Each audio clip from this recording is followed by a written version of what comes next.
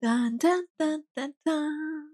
It's about how the cats broke the game. It's about how the cats broke the game. Meow, meow, meow, meow, meow, meow, meow, meow, meow, meow, meow, meow. It's about the cats. Meow, meow, meow, meow. 3, 2, 1.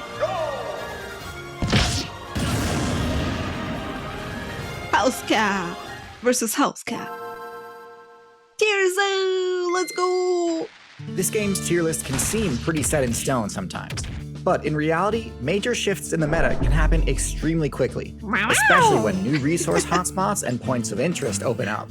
Builds which are well adapted to capitalize on these flashpoints can see dramatic ascensions on the tier list.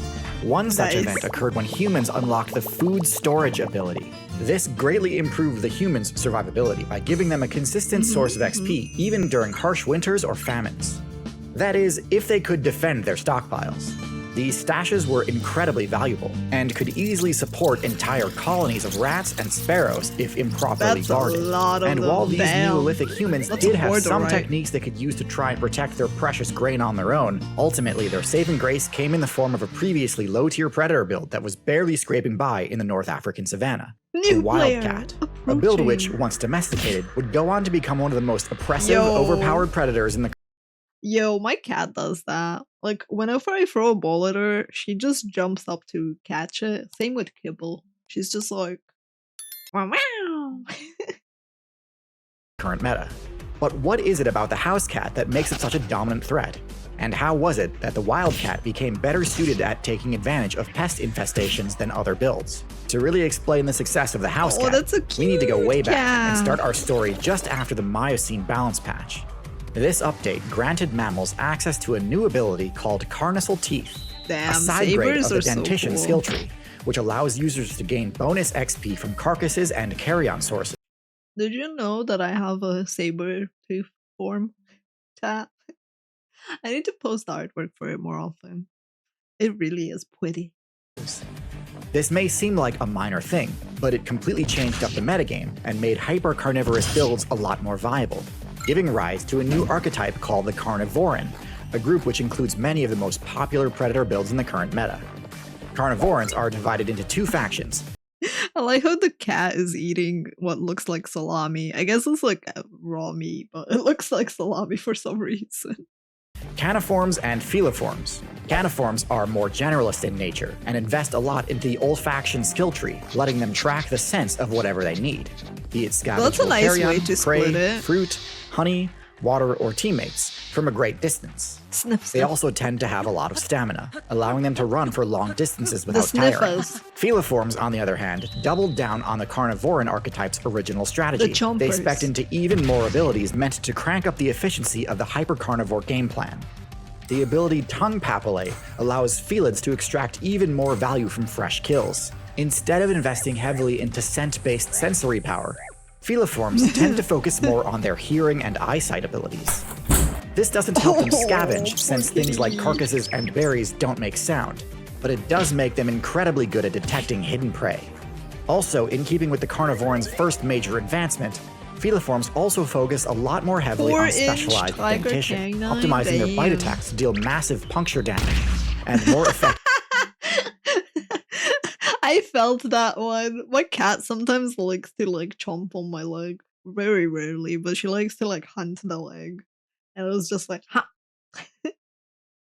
Hold onto prey so the user can deal bonus damage with their claws. Throw in a few more ambush-focused abilities like retractable claws and camouflage fur patterns, and you've arrived at the modern felid, easily one of the most successful stealth assassin builds the game has ever seen. In fact, during the Ice Age expansion, felids were such a dominant threat that many other predator builds had trouble competing with them at all. In the current meta, cats remain incredibly dominant in virtually every major terrestrial server. Basically every cat, including the ones I like to throw shade at, is a threat. Not just to those of similar weight class, but even to builds that vastly outweigh them. Although their power stat... I still find it funny that cows and stuff are afraid of cats. Tends to be fairly modest among carnivorans. Through efficient use of critical hits, a skilled felid player can take down just about anything. While the majority of the felid player base was off rampaging through the upper weight classes, an offshoot of the faction opted to forego larger size and instead chose to spec into a few new abilities, meant to capitalize on exploiting the weaknesses commonly found in the lower weight classes. Kill. So let's finally start unpacking what cat. makes the house cat so overpowered. We'll begin with a quick look at the cat's stats. We've got a build with upper mid-level intelligence, low defensive stats, decent damage, above average stealth, high mobility, and excellent perception. Right off the bat, something that might jump out at you is, well, the fact that nothing jumps out at you. Cats are supposedly some of the most broken predators of all time, and yet none of their stats seems all that busted on their own. Top tier builds tend to have at least one stat that is so high it completely invalidates the strategies of other players. But no, cats aren't able to use tools, they don't have a bone-crushing or venomous bite, they can't change colors, they can't tank attacks for days, they can't echolocate, and so on. So no obvious answer here. Next, let's check out their unique abilities. They have cuteness. We talked about a few already, including the abilities that buff the XP rates from meat sources. These should not be understated, as without them you can pretty much entirely write off the viability of this build. Cats, and all other mammals, have the warm-blooded trait. This grants them greatly improved stamina regen rates, greater resistance to cold damage, and a bunch of other useful perks, but at the cost of much greater upkeep requirements, meaning they need to secure kills much more frequently than similarly sized cold-blooded builds.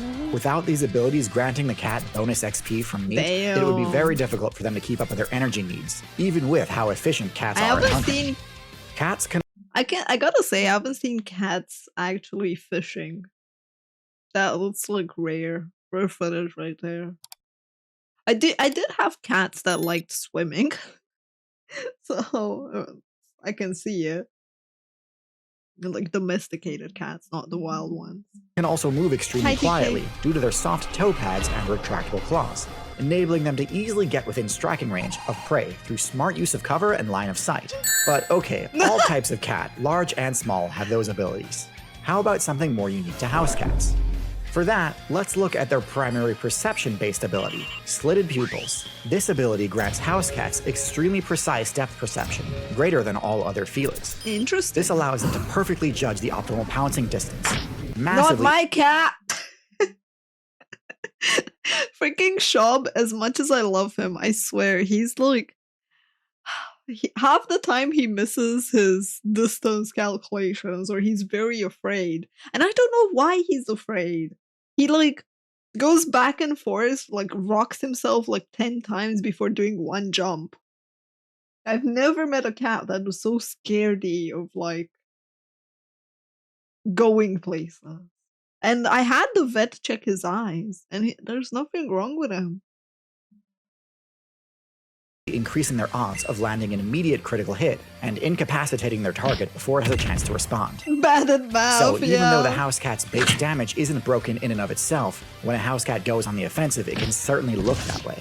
This strategy is what has led to the complete collapse of several different player bases in the amphibian, reptile, bird, and mammal factions, as it truly is that oppressive. Now, while we were first looking at the cat's base stats, one thing you might have assumed right away was that the cat's lower defensive stats are its main weakness, and that cats function as a sort of glass cannon, with very little counterplay options when attacked. You might also assume that given the cat's high mobility, their primary defensive strategy is simply to run away when they feel threatened. And while their top speed is often enough to escape danger when needed, instead, cats employ their mobility stat defensively in a different way. This is where one of the most shockingly effective aspects of the house cat manifests. House cats use their incredible agility to stand their ground. That's crazy. Agility and quick reflexes are usually used to dodge attacks, but cats instead actually use the reflexes to deflect them. Because their incredible depth perception grants them such high accuracy on their attacks, they can use their claw swipe attack to actually block incoming strikes. This is surprisingly consistent and works on a lot more attacks than you might think. Now, obviously, this is a high-skill, high-reward strategy. Missing a parry can result in serious damage, but if you get good enough at this, you can ward off attacks from just about anything, and potentially even open up opportunities for counterattacks. Put all this together, and you come to understand what a house cat build truly is. A house cat is what you get when you fuse the deadliness of a snake with the energy of a mammal. But why does this playstyle make for such a good partnership with human players? Compared to dogs, they seem like they'd be much less useful party members. Humans broke the game and became the top-tier build by using coordinated team strategies and tool use in order to utterly trivialize their matchup versus large mammals. Dogs easily slot right into this game plan, as they can help track and chase down large prey, and also sniff out any potential ambush predators that could disrupt and punish this strategy. When a successful kill is made, dogs and humans naturally split the reward and both benefit. Dogs are also great defensively, as they can keep watch at camp and alert party members of approaching enemies. Cats are generally pretty useless in this regard. They don't have anywhere near the endurance required to chase down prey over long distances. Can't I love the fact that you chose the footage of a sleeping kitty. square off head-to-head with those builds anyway, and aren't nearly as reliable for early enemy alerts. The kills the cat makes can't realistically be shared with humans either. It wasn't until humanity unlocked the agriculture ability that the player base began to notice additional vulnerabilities they didn't need to care about before. Vulnerabilities that dogs couldn't really help with. When operating off of a hunter-gatherer strategy, humans could basically ignore all builds in the low weight class. Rats and birds were no threat to humans, and also not worth the effort to take down, so it makes sense for them to just focus on larger quarries. However, when the focus shifts to farming and food storage, those same builds humans were ignoring before suddenly became one of their biggest threats. Having a granary raided and its food reserves destroyed could easily wipe out an entire human settlement. So figuring out proper security for these storage sites was critical. Dogs simply are not effective enough at stopping pest infestations to fill that role. They cannot climb or fit into small spaces and aren't stealthy enough to catch the trickier pests. Cats, on the other hand, are truly excellent at this task and come with other benefits as well. Dude, cats are like experts at being fluid. I swear. They're absolute experts. It's just like, you don't know where they end up being and like where they can just fit. The main one being that they require very little upkeep. Although they are social builds, they hunt alone, so they don't require any direction or attention from their human party members in order to accomplish their task. Since humans don't have any need for rat or bird carcasses, the fact that cats don't usually share their kills is actually a benefit rather than a drawback.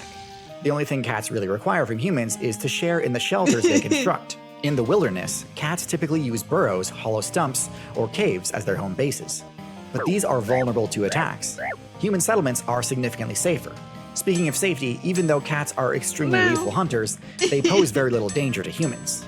This is a huge advantage over snakes, which theoretically could ally with humans to serve the same purpose, but in practice are far too dangerous to risk keeping around.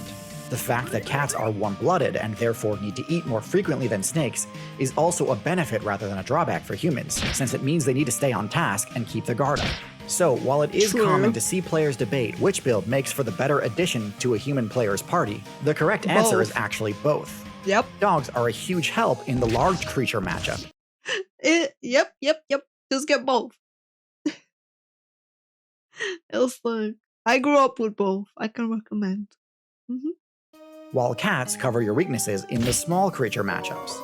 Having both in your party covers all of your weaknesses and enables human settlements to use a hybrid playstyle of both hunting and farming. So if you're a human main trying to construct the most optimal party comp, the only real question is how you'll keep the dog and cat players from fighting each other. Now, knowing which traits and abilities to invest in can be a difficult choice. Luckily for you, I've partnered with the game Cell to Singularity to provide you the perfect training simulation. Cell to Singularity is a scientifically accurate, non-fiction idle clicker game where you begin as a single cell and have to unlock traits to evolve your biology, increase your intellect, and invent new technology in order to conquer the universe and reach the ultimate singularity point. It's a relentlessly fun idle game that had me hooked for weeks. I love the charming low-poly 3D animals that you unlock as you progress. I was gonna say like sport, but then it changed so much. I'm just like, what? We actually decided to partner up and build an entirely new limited-time game expansion, focused entirely on exploring the adaptations that allowed cats to conquer the planet. It's free to play and available on Steam, iOS, and Android. We worked closely together on this cat event, so see if you can recognize and remember some of the important special abilities that I mentioned as you play through it. If you do manage to get far enough in this event, you'll even unlock a special TierZoo themed badge, which will permanently give your simulation a valuable speed buff. So please, do check this one out, because I genuinely have never been so excited for a brand partnership before. This one really is special to me, and I guarantee you'll have fun playing Cell to Singularity. Again, it is completely free to play, so click or tap on the link in the description or scan the QR code on screen now. Thanks again for watching, and as always, good luck out there. Meow meow. Da da da da. Na na na na na na. This was a fun watch, honestly. But yeah, cats kind of were needed. It does make sense. Even my grandparents had cats at the countryside. They were like one cat, but they didn't feed her a lot because they were like, she's gotta hunt, otherwise she gets lazy. Oh, damn. Such a cool video.